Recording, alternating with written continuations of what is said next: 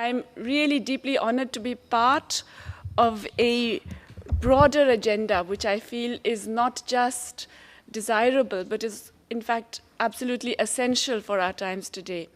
And I would like to focus specifically on looking forward, how important I feel that the ILO can be in the coming times, especially given this agenda of decent work.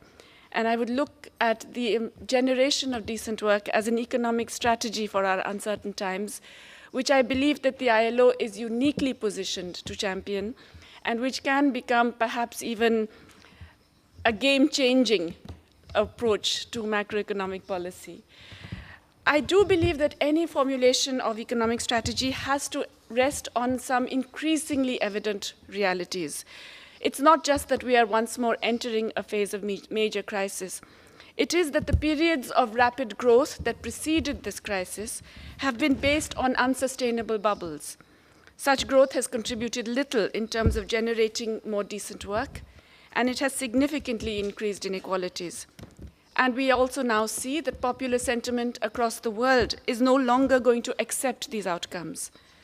So we require a completely different approach to policymaking, which is more compatible not just with social justice, but with the increasingly expressed and vocal aspirations of the majority of citizens across the world.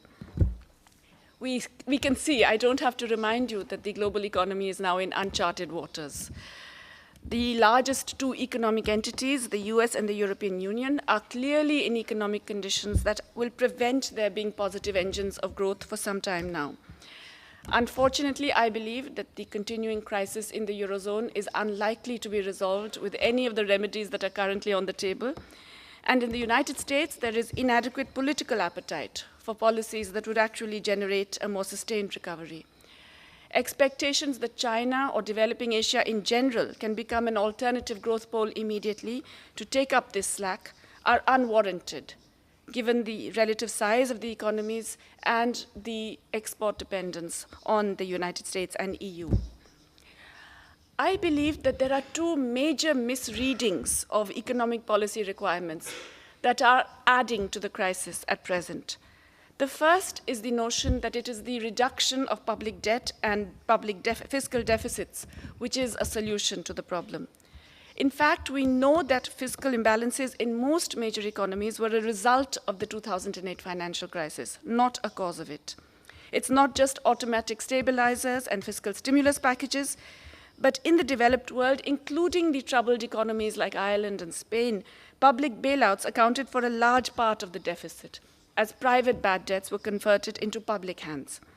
The median public debt to GDP ratio in the developed countries almost doubled between 2007 and 2010, showing very clearly the impact of the crisis. It is completely evident now that fiscal tightening in these stressed economies is self-defeating. It reduces GDP growth and thereby fiscal revenues. So it makes economic recovery more difficult.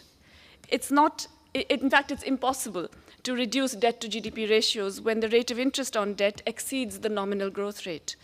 And when surplus countries show no willingness to reduce surpluses or enlarge their own deficits, it's not good news for global growth prospects.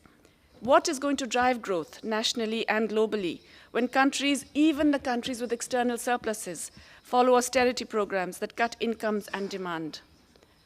The second major misreading is an over-optimistic assessment of the self-correcting powers of financial markets. It is evident in Europe today. What we are expressing as a sovereign debt crisis is really a banking crisis. It is a crisis of overlending in exactly the same way that the subprime crisis in the United States was. And it is very clear to us that we need urgent re-regulation of the financial system, which has a range of features that I don't want to get into detail with. But basically, we have to control the shadow banking system. We have to de-size the too-big-to-fail institutions. We have to regulate global commodity markets that are causing food and fuel prices to go haywire. We must orient credit to real investment and to make it accessible to small and medium-sized firms. But it's not just these. These are, if you like, the necessary conditions for an alternative economic strategy. I believe that the essence of a positive future economic strategy can rely very fundamentally on precisely what the ILO has been championing, the expansion of decent work across the world. There is an urgent need for a shift in macroeconomic strategy. So far, recent growth has been associated with and even depended upon the greater power of capital, reflected in rising shares of profit and interest in national income. Governments have not seen higher wages, more employment, and better conditions of work as economic policy priorities, but as eventual byproducts of the growth process. Unfortunately, we know that income growth has not been necessarily accompanied by more decent work. And this profit-led growth is increasingly unsustainable beyond a point, as has become evident now. The export-led driven model of growth, which was exemplified by China and Germany, is generally seen as the thing that all of us in the rest of the world have to aim for. But this is associated with suppressing wage costs and domestic consumption in the attempt to remain internationally competitive and increase shares of global markets. We have discovered that this leads to a classic dilemma of mercantilist strategies. Such successful economies are forced to finance the deficits of the countries that would buy their products through capital flows that sustain the demand for their own exports, even when these countries have significantly higher per capita income than their own. This is why China finances the deficits of the United States. This is why Germany, until recently, was willing to finance the deficits of the peripheral Eurozone countries. But this demand also generated fewer jobs than a more labor-intensive pattern based on expanding domestic demand would have done. This strategy not only bred and increased global inequality, but it sowed the seeds of its own destruction for both external and internal reasons. Externally, deficit countries will either choose or be forced to reduce their deficits through various means, including protectionist responses. Internally, suppression of wage incomes and domestic consumption will meet with political resistance. So in both these cases, the pressure to find more sustainable sources of economic growth, particularly through domestic demand and wage-led alternatives, are increasing. That is why the current crisis is a historic opportunity for a change in economic strategy, to move away from a single-minded obsession with GDP growth delivered by large private corporate actors to more feasible economic development trajectories that are more just and democratic. This is challenging, but it is essential.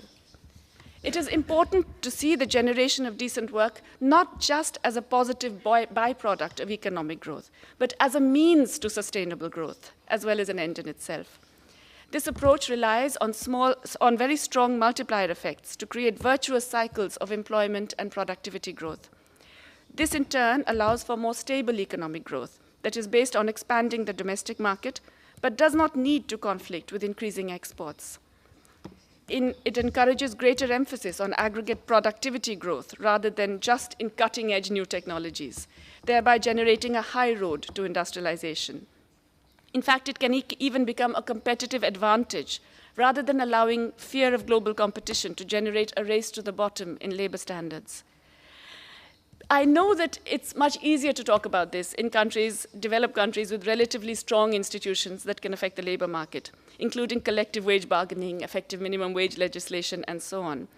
It is probably easier, although I know that when I say that in Europe today, it may sound unrealistic. But at least in such countries, it is easier to think of wage-led growth. But what about most developing countries, where such institutions are poorly developed and where most workers are in informal activities and often self-employed? How are wage increases and better working conditions to be ensured in these cases? And what does a macroeconomic policy of wage-led, employment-led growth mean in this kind of context? In fact, such a strategy is possible in such economies through policies that increase the availability of consumer goods, basic services, and various forms of social protection, and also improve the viability of small-scale production. There are several important elements of such a wage and employment-led growth strategy. And I think I would just like to put in a word here for an absolutely excellent report that has just been produced by the ILO, the World of Work Report 2011, which in fact highlights many of the points I've just made through some very solid empirical research in terms of how increasing profit shares of income have not generated either more investment or more employment. The implications of food security for generating better growth prospects, not just in terms of better conditions of life for people, but actually better growth prospects, and the implications of a positive approach towards employment generation as an instrument for economic expansion. I would also like to emphasize that the focus of the goal has to be not GDP growth per se. It has to be the generation of decent employment and the improvement of quality of life of the citizens. And I believe that this is a central requirement of a shift in orientation of economic strategy. In developing countries of the kind that I've talked about, there are several important elements of such a strategy. First of all, as I said, the focus has to be on decent work and improving conditions of life.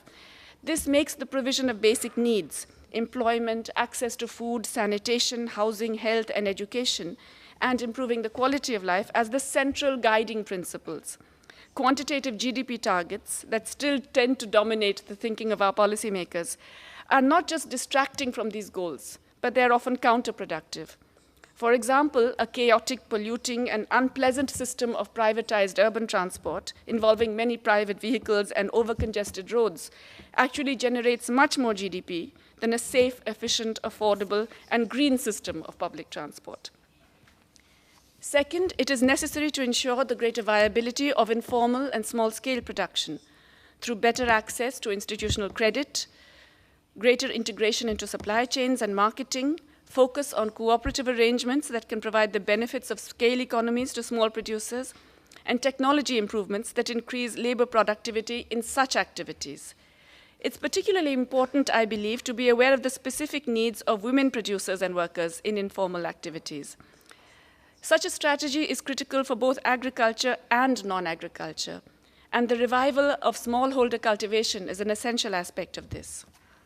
Third, the strategy must emphasize the expansion of and better delivery in the provision of public services, especially in nutrition, sanitation, health, and education. This obviously improves material and social conditions, but it has positive employment effects directly and through the multiplier process. This is very important because this is actually a very important way of expanding employment and thereby GDP and leading economies out of a recession. This, of course, requires increases in public employment, which incidentally also set a floor for wages and improves the bargaining power of workers. This is often not recognized as a critical element of a wage-led strategy. But when you look at the successful industrializers, for example, in Asia, this has really been a core element of their success. In these countries, the public provision of affordable and reasonable good quality housing, transport, food, school education, basic health care, all operate to improve the conditions of life of workers and therefore, indirectly, to reduce the money wages that individual employers need to pay workers. This, in fact, reduces overall labor costs for private employers and allows for greater flexibility. But critically, it provides for important multiplier effects that generate employment expansion in other activities. Fourth is the need to provide much better social protection. With more funding, wider coverage, and consolidation, the ILO has been associated with the Bachelet Commission's report, which emphasizes the critical role that this can play, not just in improving conditions of life and in improving social cohesion and gender balance, but also critically in macroeconomic terms. It's important in itself, of course, for reducing human insecurity and gender gaps, but it has major macroeconomic effects because of the presence of countercyclical buffers that reduce the negative effects of periods of downswing. Obviously, such a strategy requires a significant increase in government spending, and this will seem like an unrealistic demand in the current global context. The usual concern is that there are no resources for such a thing.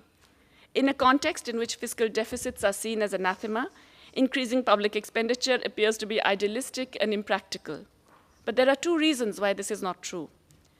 The first is that the multiplier effects of public spending in economies with significant unemployment and excess capacity involve increases in income and therefore also public revenues, which means that increases in income will not be matched by equivalent increases in deficit.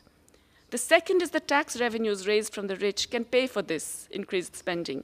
And this is possibly even more significant in the current political climate, because it provides an opportunity to redress the dramatically increasing inequality in assets and incomes, both within and across countries.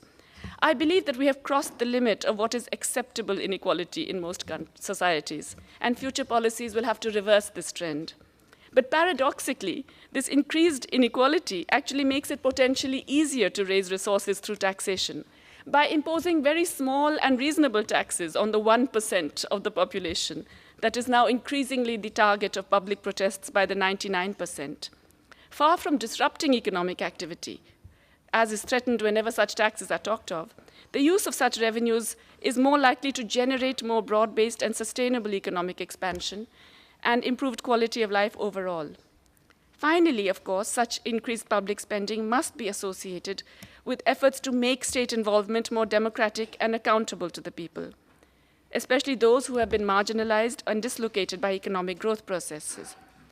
Also, it's not enough to talk about cleaner and greener technologies to produce goods that are based on older and increasingly unviable patterns of consumption.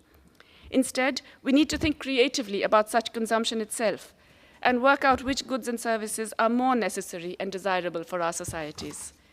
As I mentioned at the start, I believe the ILO, with its tripartite nature and with what turns out to have been a bit of a visionary outlook in the context, is uniquely placed to push this agenda.